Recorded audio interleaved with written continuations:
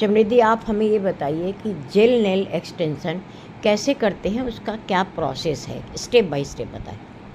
Jail nail extension में preparation आपको natural nails की बिल्कुल वैसे ही करनी है जैसे हमेशा करते हैं।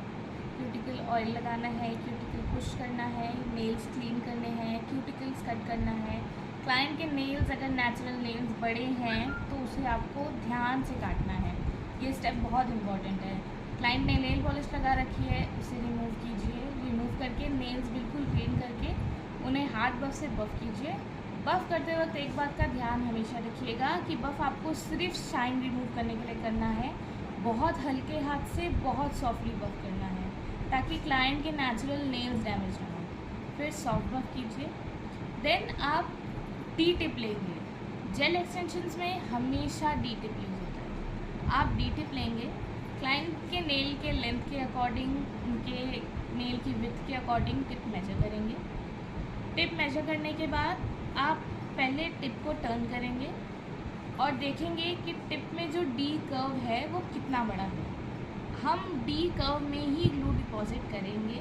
ये बात बहुत इम्पॉर्टेंट है और हमेशा याद रखिएगा कि ग्लू डिपॉजिट सिर्फ उस कर्व के पास ही होता है, कर्व के अंदर ही होता है। पूरे नेल पे ग्लू डिपॉजिट नहीं होता है और नेचुरल नेल पे भी डायरेक्ट ग्लू डिपॉजिट नहीं करते हैं।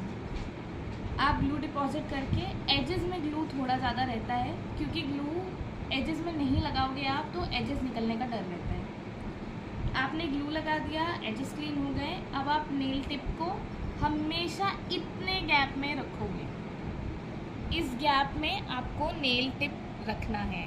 ये जेल एक्सटेंशन ही है, आप देख सकते हो कि मेरे एक्सटेंशन और रियल नेल के बीच में इतना गैप है और इतना गैप आपको रखना ही रखना है अगर आप जेल एक्सटेंशन कर रहे हो तो। ये गैप रखने के बाद आप फिर अगेन नेल को क्लाइंट के विश के अकॉर्डिंग, लेंथ के अकॉर्डिंग कट करोगे, उसको शेप करोगे।